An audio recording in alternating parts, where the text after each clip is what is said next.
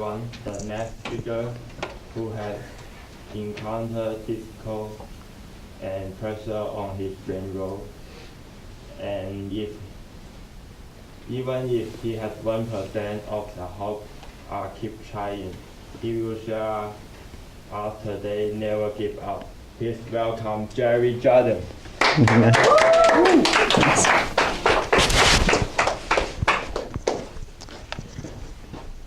If you believe life will always be easy, it simply won't, and many of us know that, but we forget at times. I actually experienced this in a very powerful way this summer. And during Youth Rush, which is a coal-pointing organization, Adventists, we would knock on doors throughout many cities of Southern California. For example, San Marcos, San Bernardino, Riverside, Loma Linda, Escondido.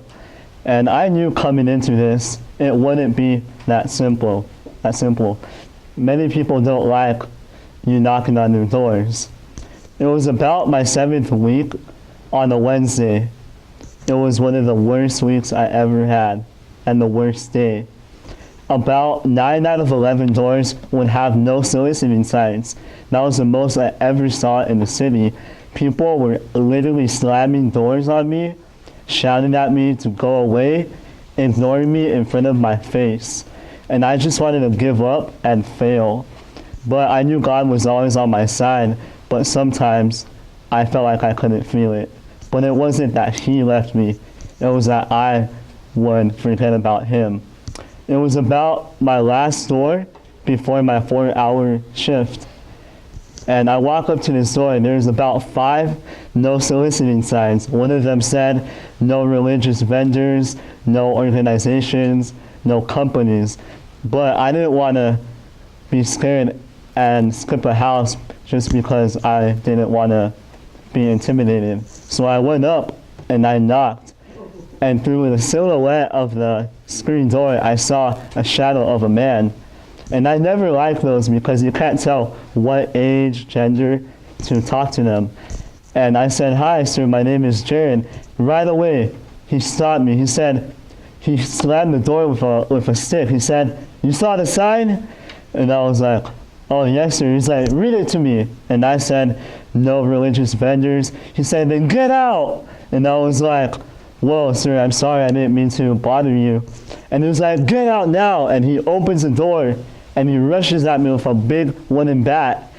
And instantly, at the same pace as he did, I walked back with my books, not putting my back to him. And I just had to trust God to protect me. That man, I don't know what stopped him, but he stopped instantly within 2 seconds of running to me. And I left the scene. And I really thank God for helping me at that moment to not be hurt or injured. But at that moment, I just felt like giving up. I thought everything was going bad. That ended up being my worst day of donations and books. It was 3 or 4 books in 7 hours. But guys, God has mercy on a sick and tired soul. The next day, during worship, we prayed. They all prayed for me.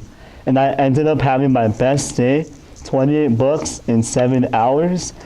And I knew that was only with the power of God. Now you see, we live in a world where people tell us that you can only achieve what is determined by the labels others put on us, such as color, height, gender, and status. But that isn't the only thing that brings us down.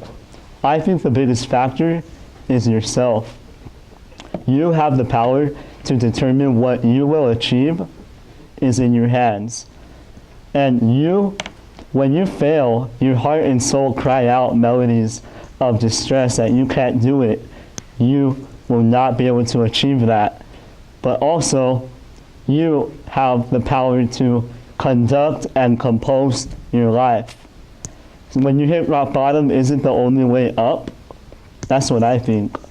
Now, when you fail, I believe the biggest factor to helping you rise up is the trust in God. If you ask Him and pray to Him with your heart, He will help you in any circumstance. Now, don't give up. Never give up.